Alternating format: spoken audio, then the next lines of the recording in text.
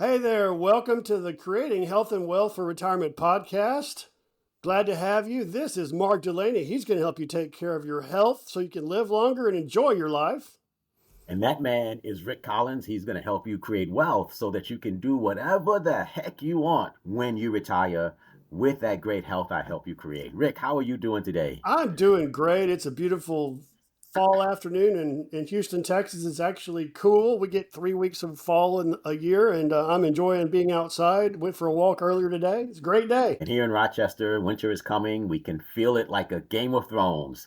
We know it's coming. There's nothing we can do about it. So those of you who are old enough to remember Game of Thrones, you know the reference. But anyway, today we want to talk about calories and dollars and your choice to either invest them both or to spend them both and the consequences of both, as well as how to do both. So, Rick, you're going to talk about today dollars, the concept of a dollar, what it means, how people can invest them versus spending them, and the ultimate results of Yep. compounding. And I'm going to do the same thing with calories. So, why don't you kick it off? Because I'm sure that everyone cares more about dollars than calories until their body fails them. Then calories start to matter. So talk about dollars, Rick. What Well, is the first of important all, thing to remember is the more financial security you have, the better you can eat, the more expensive medicines and doctor visits you can afford. And so that does kind of play into, and the more gym memberships and training you can invest in. So that does lead to a healthier outcome. But the big so thing let me ask is, you a question. yeah, I want to start by asking you this question. What exactly is a dollar? a What does dollar, it mean? well, according to the dictionary, a dollar is a unit of measure that is ascribed a value in the economy, and the value of that dollar fluctuates year over year based on supply and demand and inflation and other currencies. But a dollar is just a unit of measure that we you generally trade our time for a certain amount of dollars every day. So the reality of a dollar is, in my opinion, and I just want your comment on this, a dollar has no value except that which the person who wants it perceives it. The person who wants to perceives it, or the cost of any good or service that you want as reflected in dollars, which that can change too with inflation. We've seen it happen over the last 10 years, or last 100 years, but especially the last 4 years, where the gas is going from $1.89 to $4 a gallon, and loaf of bread's going from $1.50 to $4. But But the it key does component fluctuate over time. But the key component is the dollar is always the same piece of paper. The only thing that changes is the perception of its value to the people making a deal or transaction. Yeah, what That's you can buy with that dollar changes over from based on the inflation, the value of other things, the competition for what you want. Supply and demand makes things get more expensive, but the dollars don't get easier to find. So yeah, it really does have an impact. and so the key component of that to me that I would love to get, and I know you're the money master, you're getting more detail, but ultimately speaking, ever since I've been born, the dollar has only gone down in perceived value. It rarely ever goes up. And that's why inflation and all this stuff. And that's why it's so important that people invest their dollars and not spend them, because that dollar they have today is not going to be worth the same thing tomorrow or next year or 10 years from now.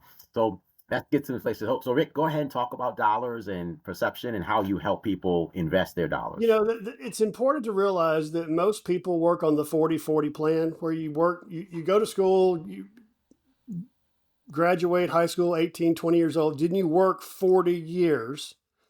And then, so now you're 60, 65, you retire on, if you're on Social Security, you're living on 40% or less of your income. So what you do with the dollars you earn, you're only going to earn so many dollars in your lifetime.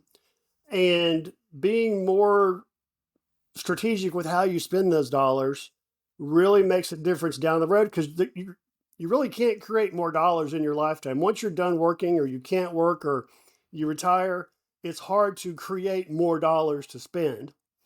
And that's where we come in. Is I use what's called infinite banking.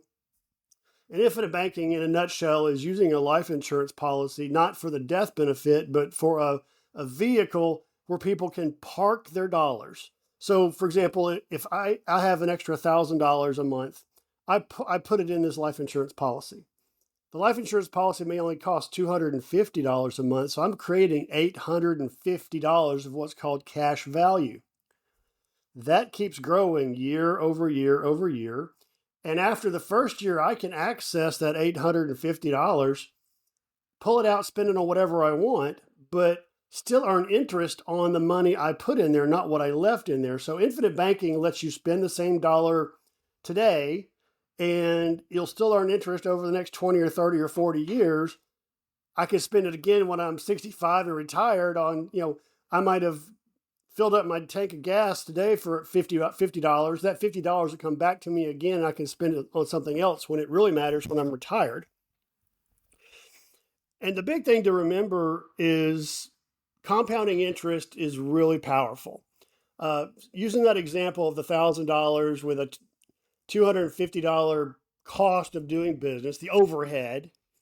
If you start at 40 years old and put in $1,000 and you're drawing out $850 a month, by the time you're 80, that could be worth $4.9 million. If you start at So I want 30, to. that, So I have a question for you because yeah, you keep saying if you put in 1,000 but you take out 250, you have 850. In my math, that should be 750. Am I incorrect on that, or you're is right. that the? I'm a math person. I'm a money person. I'm bad at math. If it's I'm just a two hundred pain and in the fifty butt. dollars, you're taking out $750 to spend. I was looking at another example this morning, and I had 150 on my mind. But generally speaking, if you put in $1,000 into an infant banking policy, you can pull out 750 the very next month and spend it on whatever you want, and still make earn interest on the full thousand, not just the 250 you put in for the premium. So you can take money in, take money out, and stretch your dollars, make them count more. Can you imagine a new parent with a 3 year old that you take out a life insurance policy on your kid, which is important to do because kids get sick, people get sick, you get chronic conditions, you become uninsurable. So you're taking care of your grandkids and your kid's future spouse by taking that insurance out. You start putting in money in this life insurance policy. By the time they're 18, you can pay cash for college or help them buy their first house or fund a new business that they want to start, whatever you want to do to get your kids started in life. But you keep using that policy as a bank, a private banking policy. And then 20, 30 years after that, you funded your retirement with the same dollars.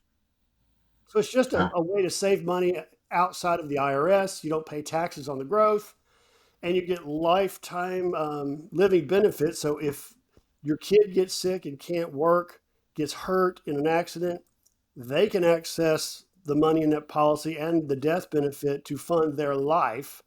So it's really an umbrella that protects people from stock market risk, living too long, actually outpaces inflation, and you get to spend the same dollar more than one time. So you're not limited to how many times you can recycle that same dollar. If you start early enough, you can spend it three or four times in somebody's lifetime.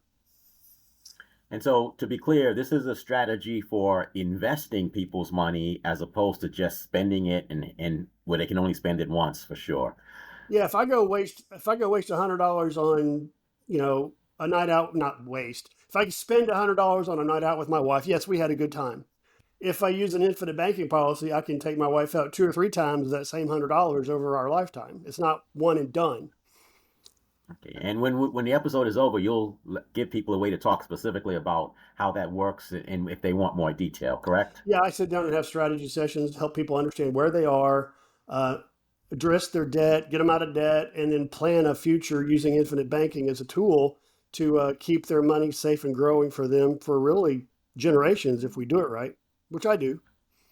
Okay, so Rick talks about dollars, and dollars is the basic unit of measure in this country for money. I talk a lot about calories, and I'd like to talk to you, to the audience about calories.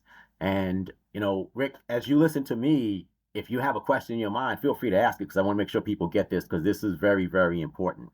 So there is calories and dollars are very, very much intertwined in terms of the unit of measure for the topics that we talk about, but they're inverse.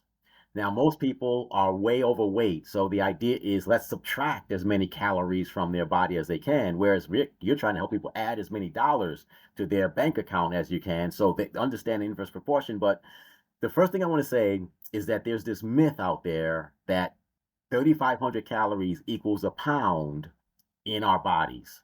So a calorie is a unit of measure of energy. That's what a calorie is. It's a measure of energy. Our bodies need energy to function. And if you take those calories away, we basically die. We get sick, we can die. So, but 3,500 calories in your body isn't equal to 1 pound necessarily because all calories are not equal. All dollars are not equal over time. All calories are not equal in your body. So what you eat produces calories, but are they? So if all calories were equal, we could eat ice cream and cheesecake and never eat a vegetable the rest of our lives. Well, That's proof. that would be a good time. But so you're saying it's the quality of the calories or what form we Correct. take them in matters? Well, it's what comes along with the calories. So for example, ice cream, great taste comes along with those calories. Cheesecake, great taste, the desserts. However, very little nutritional value comes along with those calories. So the bottom line is, a long time ago, I was reading a story about slavery in South America, right? So, and one of the people was interviewed somehow, and it's all probably fictitious, but he said every day they give me this glass of sugar water, and that's my nutrition. And so I could keep you alive on sugar and water, but you would not live a good life. You would not be healthy. You would not live a long time. You can eat all the fattening junk food you want, but you will not feel good. You will not have energy. You will not live as long as if you eat a balanced, well proportioned diet because all calories are not equal. So, some of us in our food, we get vitamins, we get minerals, we get fiber, we get other things that help our bodies to process the calories and go throughout our body and make them healthy. So that's calories in. And the bottom line is anything you put into your mouth and chew or drink, that creates a form of calories except for water. Water has no calories. And so the question is what you put in your body, is it a high quality calorie that actually provides nutrition, that actually sustains your body, that actually goes into your body and makes your quote, what they call a gut biome healthier? That's the question, is what are you eating? Is it quality calories or is it just empty calories? Now, also, the what comes along with those calories, so for example, cooking oil can provide you with a ton of calories. There, in fact, it is the most calorie dense thing you can put in your body. However, cooking oil has no energy, has no nutritional value other than those calories whatsoever. And cooking oil and grease and all that stuff also helps contribute to the fat in your body versus vegetables. So I hope I'm making sense here. What I want you to understand is that if you are gaining weight, if you feel terrible after a meal, if you like get hungry again real quick, you're either eating empty calories or you're eating negative calories that actually do more harm in your body than good. Well, how do we know what calories are good or what's a good rule of thumb for, hey, this is quality food versus maybe eat this other stuff in moderation? How do we tell the difference? I don't think I really have to answer that question, Rick. I think everyone knows it. I literally think that everyone already knows the answer to that question, but I will give you an idea. The closer it is to the way God made it, the better off it is for you. When you start letting man come into the process and interfere and change it and turn it. So I always say, if you like the taste of cheese, you're better off to eat cheese than you are to take a plant, manipulate it, chemicalize it, process it, and do whatever to make it look, taste, and feel like cheese. Same thing is true with meat. So, what is a good calorie? As food that is as close to the way God made it as possible. You know, Now, my I had a professor one time say if you can't pronounce some of the words in the ingredient list, you probably shouldn't eat it or shouldn't eat a lot of it because it's fake and processed. Correct. And I'd say that man was pretty wise in order to say that. And then the other thing though is that in America, our food supply is not what it was 50, 100 years ago because of all the chemicals and the additives and stuff like that. That comes along with the calories is things like pesticides and things like, just the chemicals and stuff that they make during the growing process. So corn, which theoretically speaking should be very, very healthy, is apparently not very healthy today because of all the stuff they do to grow as much corn as cheaply as possible. Yeah, speaking of that, the in factory farming, I spent some time working for a food manufacturer, so I know a little bit about it. So, Factory so hang on a second, Rick. farming, Rick, I gotta say this. You worked for a food manufacturer and yet you still eat food. That's still tough. eat That food. can be hard to do. That I can be hard know to do. how chicken McNuggets are made. I know how the pink goo is made that mechanically debones poultry, but it's nasty. But factory farming, they spray nitrogen, phosphorus, and potassium (NPK), and all the other nutrients that we used to get from our vegetables that were grown in fertile ground. All those other nutrients are going away because there's no money in putting anything else but other than NPK fertilizer on a field. So even stuff we ate 50 years ago is vastly different nutritionally than it is today. The broccoli we eat today is not the same as the broccoli we ate, 5 decades ago, because the soil is just in poor condition, doesn't give those minerals that we need. I 100% agree. And that's the point that I really wanted to make to people. All calories are not equal. So you cannot just measure calories and say, well, I only ate 2,000 calories a day. How come I'm not losing weight? So, two reasons why. Number one, because if you go with a strong, severe calorie deficit, at some point, you're going to have to get so hungry, you're going to make those calories up. You go 6 days of doing well, and then all of a sudden, one day you binge and eat everything and you destroy all the work you've done. So, moderation of reducing calories is important. And then, more importantly, is the quality of those calories. What are the calories I'm eating high quality? They sustain me, they fill me up, and this is why there's organic, the non-GMO, and stuff like that. If you believe the process of doing those things is true, that's where they become worth the money, especially for those of you who have chronic illnesses and a severe weight problem.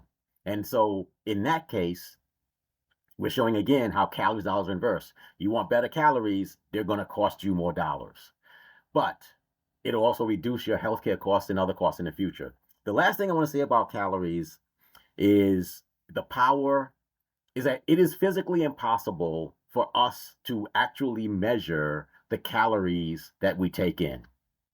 And it's even more difficult to measure the calories we burn. So the only way we can really truly measure our calorie in and outtake is to measure our weight and the appearance of our bodies. And so every day I advise my clients, weigh yourself daily. The only way, Rick, someone can know how much money they have is if they look at their bank account and see how much is in there. Because stuff comes out and goes in all the time that you have no idea of. So the same thing is true with your body.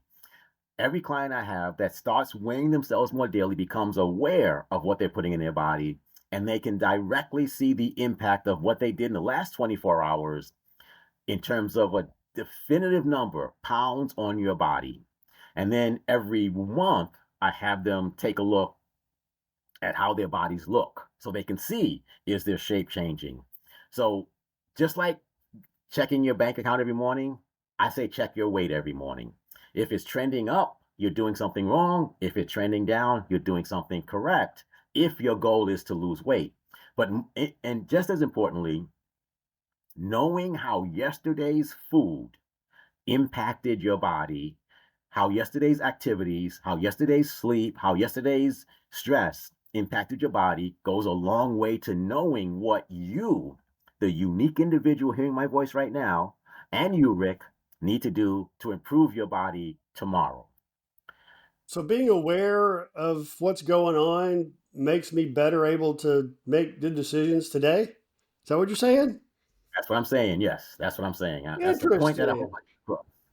That when you say I gained 3 pounds yesterday, and you thought you ate healthy, you thought you were doing the right stuff, you thought you were, And that trend continues. And 3 pounds is a lot to gain in a day, but I think you get the idea. Measuring your weight at the same time every day, usually first thing in the morning, after your first bathroom trip, or last thing at night, just after your last bathroom trip. Weighing yourself, you have on very little clothes. It's the same time of day. You will learn more about how yesterday's food and exercise impacted you than you ever will any other way. So that's my advice to you as a listener. Weigh yourself daily, first thing in the morning, last thing at night, and you'll know how that day's food impacted you, how that day's activities, stress, and all that stuff. And you can make better educated changes than any expert on TV or internet is going to tell you what to do for your body. You can learn how to do it for yourself. Do you think it's interesting to keep a food diary or use one of the apps that tracks minerals and calorie intake of what you ate? Does that help people at all? It helps some people. So I believe there's a certain type of person who's got a certain lifestyle and a certain mental ability to measure to do that. If you don't do it completely consistently, you learn nothing from it. And some people just don't have that personality type, lifestyle type, whatever it is, that they can actually sit down and actually write down what they ate every day and measure the calories. My method, weighing yourself daily, all you have to do is remember what you ate that day and remember your exercise. And you don't have to remember you can see trends if you weigh yourself daily that are more definitive on how specific foods impact your body than anything you can write down about what you ate. Okay, And that's that's why that interesting. method works. Yeah. So it's all about Uh, mindset and making a decision that you want to do things differently, being more aware of what's going on in my life, and learn as I go and listen to my body or watch my bank account, so my behavior can will change over time based on what I see. yeah. So there's a saying that we have as in analytical analytics is that whatever is measured is better controlled. If you don't measure your weight, you're gonna wake up one day and find yourself 50 pounds overweight. If you don't measure your money, you're gonna wake up one day and find yourself flat broke. And that's the bottom line. What you measure gets attention, and that attention usually makes it better. Yeah, in my previous world, I was a plant controller, and we came up with KPIs and metrics, key performance indicators. And you're right. What's measured gets improved, and if you don't measure it, you're just hoping and wishing and praying things get better. So really keeping track of dollars spent, where they went, how it was spent, what the bank account looks like, as well as what the scale looks like every morning, um, empowers me to make better decisions and realize that my choices have consequences. And today might not seem much if I gained 3 pounds in the last 3 days, but over 30 years, that ever increasing weight or that ever decreasing bank account can really throw people for a loop. They lose their health fails. Like for example, my back went out when I was 50, and I've had 4 back surgeries in 4 years because I was overweight a lot of my life and didn't exercise and didn't take care of myself and strengthen my core. So I'm paying the price for that. And I see all the time people who spend every penny they've got. They don't put the money away for the future. They lean on Social Security, and when they realize Social Security is going to And be, Rick, just interrupt you, even worse than spending all they make, they borrow more that they yeah, now they have to borrow pay more and interest. spend, they're in the hole. So they're subsidizing their microwave lifestyle with credit cards and loans and debt. But people get to, well, at 50, 55 years old, they realize, oh crap, I didn't take good care of myself. I'm never going to get to retire because Social Security is only going to give me $1,800 a month. I can't live on that. So Rick, Or they, one thing that's also interesting outside, you talked about, man, I said the reason I interrupted you because I had a thought, and one of the things that happens when you turn 64, some of those thoughts just disappear from your mind. And so I apologize, Rick. Finish your thought. I literally lost a no, write brilliant that thing stuff that will down. come At back to me. our age, thoughts come and go. So yeah, people don't realize that Social Security is not going to take care of them. They're not going to be able to live anywhere near the life they are now when they have to quit working or they choose to quit working. So So I just remember what I was going to say. It's what was important. your I want to thought? get it in there. So Social Security is the equivalent to me of prescription drugs. People who do not manage their calories, take care of their bodies, are basically believing the prescription drug commercials that they're going to take care of you. A lot of people believe Social Security is going to take care of them. A lot of people believe their doctor's going to prescribe something that's going to help them take care of them. And Rick, this is what I want to say about both prescription drugs and Social Security, and I think it's so true. I hope every person who hears this understands this. Prescription drug industry is practically $1 trillion industry. The heads of pharmaceutical companies are not sitting around trying to create drugs to make you healthy. They want you to constantly be dependent on those drugs. They want you to believe that you can eat what you want, you can play as much as you want, you're going to have prescription drugs that are going to help you get through. And the same thing is true with Social Security. When you look at Social Security, it was created that everybody pays into it. You don't have a choice now. You have to pay into it. If you die before you collect Social Security, that money goes to the government.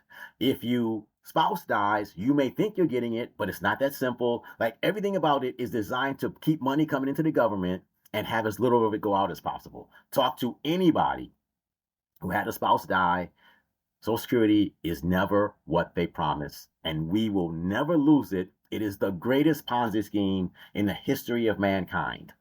Yeah, My Social last Security was thing, actually created when people didn't live nearly as long either. So it was designed for people to live about 7 years and then die and stop collecting money. So the whole premise of it is a Ponzi scheme, and as baby boomers are aging out and dying off, there's fewer people paying in. So that pool's getting a lot shallower and makes me nervous of whether it's even going to be around.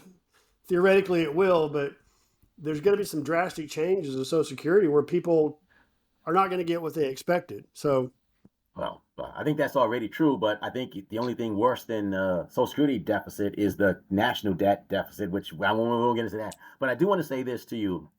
Pharmaceutical companies are the Social Security of health. They tell you that they've got these pills that will help you through these things, but they don't.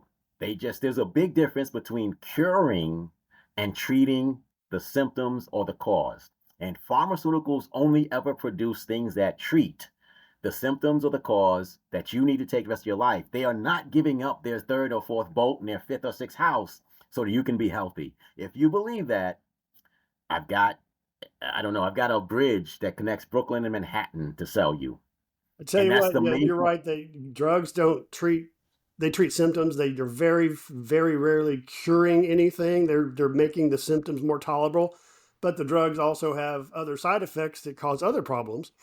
So yeah, preventing disease is up to us to eat healthier, move more, exercise more, be aware of our bodies and our changing health so we can head off diseases while they can still be cured instead of being stuck on a pill a day for the rest of our lives to treat symptoms of a disease that could have been prevented. And let's not just say a pill a day. Some of these, so there's this stuff out there called Ozempic and Wegovy, and they are designed to help people lose weight by taking a shot. And those things run from $100 to $300 or $400 a month. So talk about, so no, so you want to talk about something of drain your bank account for retirement. How about using a weight loss drug that's so new? How can they know the effects of it in your body over time? I was reading the news, and there's it was a commercial for a law firm that's now suing Wegovy and those things because of the side effects, the nausea and all that stuff. So here's the deal. If you were to work with me, whoever you are, exercise, eating better has got to sound more attractive to you than a drug that you inject yourself every day. It's hundreds of dollars a month. It gives you nausea. It gives you bowel discharges. It gives you all sorts of stuff. How can not exercising and eating better be better than that? It's way less expensive. It's way less painful. And it actually does good things for your body.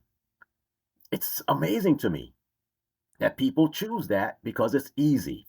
Yeah, the easy path is unfortunately the common path. So owning my decisions about what I eat and put in my body, how I use my body, how I use my money, the limited resources I have monetarily how can I stretch those out and make those more important, more impactful? Just like calories, it's really about taking ownership and responsibility for my future based on what I'm doing today, not depending on Social Security or a pill to keep me alive down the road. I need to take ownership today. And that's So, really so what I I just want. want The to, message I want to get across is quit putting off making adult choices. You're an adult. Act like one.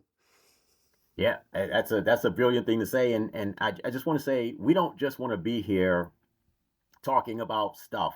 We want to give you the inspiration to want to make changes to your finances and to your calories. Because ultimately speaking, everything's about dollars and cents. And we're not here to make you feel good in your pain. We want to help you do what's required to eliminate your pain. But I just want to close on this last note, Rick, and it's probably going to get me in trouble at some point, but I think it's true. If you are stupid enough, or maybe I'll change it from stupid enough to dumb enough, or naive enough, or whatever word I want to use that's not offensive to you, to believe that there's a chemical that you can shoot into your body and it's going to make you lose weight without any negative side effects.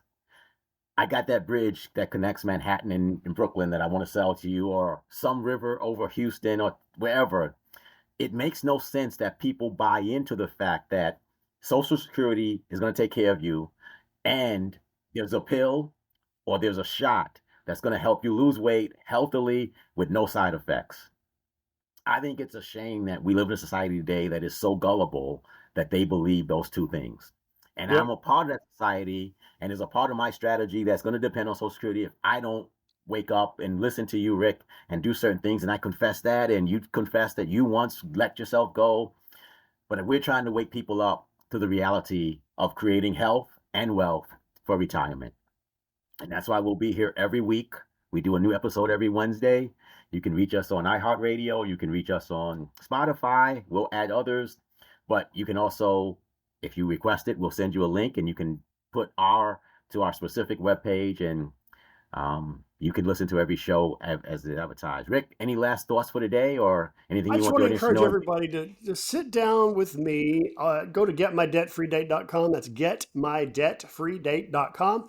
I will help you understand where you are, what your options are, and you can choose how you want your future to be, whether you want to live on Social Security or have the financial independence to retire when you want to, live how you want to, be more, do more, have more, and life will suck less. And I would love to help you create a plan to get your body to be the best it can possibly be. I'm not going to make you a gymnast or a marathon runner or a muscle bound freak, but I can help you take the framework of your body, help you create a plan to make it as functionally effective as you possibly can. And you can reach me at the bottom of the episode. There's a little footnote, a way to directly reach Rick, a way to directly reach me, and we'll be updating that as necessary. But I do a course called In 80 Seconds a Day. It's literally inexpensive, and you get a 7 day free trial. If you go to that website at the bottom of our footer, you can learn more, and you get 7 days free. You cancel anytime. Over the course of time, I will help you create a plan to create the body that will help you live the life you truly want to live. Rick, last thoughts and say goodbye. Make a decision to quit being a victim and take some ownership of how you live your life today. So 20 years from now, your future self will be thankful you got off the couch and took some action. And I would encourage you to just decide that you are going to be intelligent about calories. That's it. And dollars. Be intelligent. It makes no sense to believe that you can go into debt and live a better life in the future. It makes no sense to believe that you can eat anything you want, never move, and have a healthy life in the future. So, Rick, say goodbye. We'll see you all next week with another show. And we hope that in some way we touched you. Glad you could join us today. Hope you have a great day. Believe in yourself, take some ownership, and I will see you again next week.